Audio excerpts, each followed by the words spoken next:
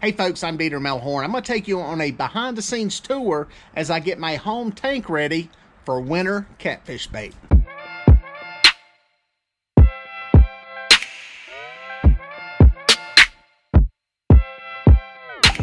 Well, I know there's a lot of new people to the channel that come in and watch these videos. So for you guys that are not subscribers, you probably don't know, but I spend a lot of my fall deer hunting. Instead of being out in the water chasing fish like I should be, I'm off in the woods deer hunting, and I pretty much shut down my home bait tank. I keep a tank here at the house, about 125 gallons, that I keep catfish bait in. And it varies on what I keep in there. Usually it's white perch, it can be brim and bluegill, but it can also be gizzard shad.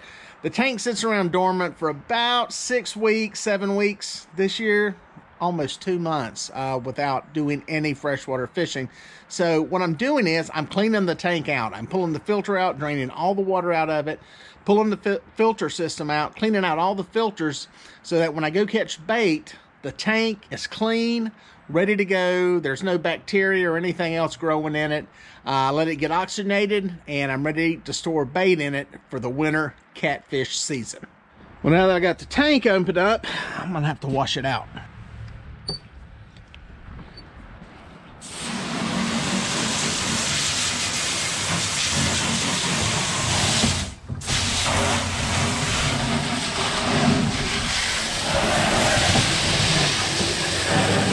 It's really amazing how much dirt and sediment can build up in these things. I've got a little divider here. This tank can be divided into 2 sections. And there's a little foam divider. It's amazing how much sand and dirt comes out of this thing after it's had fish in it for several months.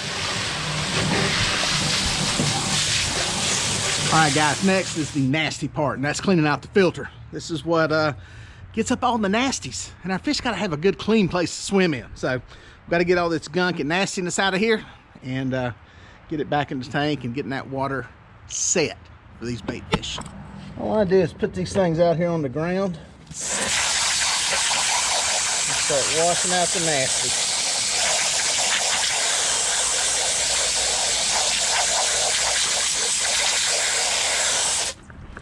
Like I said, you can get some pretty gross things growing in your filter system. Some of it's good, but if you let it sit for a while without the whole biological process going on, you can get some gross looking stuff in there.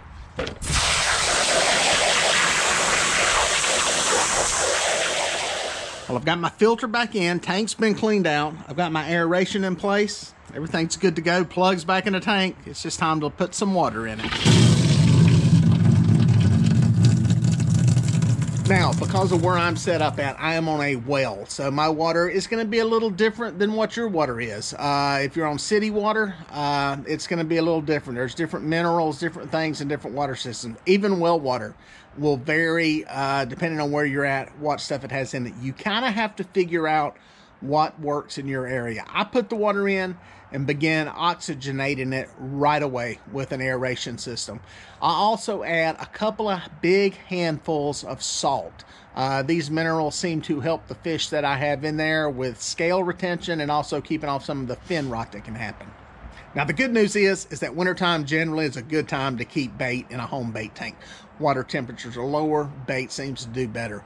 Gets into summertime, it can be a little bit tougher, especially as those water temperatures start to creep up into the upper 70s, 80s. So you need to play around with what's going on with your home tank. Mine is underneath a covered area. It's on the north side of that, so it doesn't really have sunlight hitting it. You don't want sunlight hitting a home bait tank. If you've got it sitting outside, you need to keep it away from sunlight. Sunlight's your enemy. One thing is it heats it up. The other thing is sunlight will contribute to algae growth in the water turning green, all that kind of stuff, and it's just an uphill battle. So keep them in the dark. It's a good thing. If you can keep them inside in a carport, basement, that's great. But if you got it outside, you need to have some kind of cover on it to keep the sunlight off of it. Well, I get it oxygenated, let it run for a while, and usually I'm not a biologist or a fisheries person, but generally it takes a little while for these things to kind of hit a balance. There's some bacteria and stuff that grow in there that is good. It helps with the breakdown of some of the waste that's in there. And it's almost like this thing has to grow for a little while before it gets really at its peak optimal performance. I can run this thing all winter without changing the water, and I can keep bait in there without taking it out for weeks, sometimes months at a time. When, like I said, wintertime's a great time to be keeping bait at home. And once it's in balance, it runs and runs and runs really, really well until we start to get into that springtime, which is usually when I'll drain it again, go through the same process, cleaning my filters, and getting it kind of primed back up.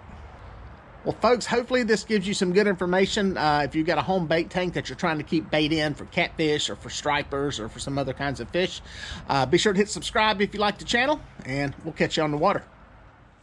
Well, folks, if you made it this far, thank you for watching. Please consider subscribing, and here are a couple of more videos that I think you're going to like.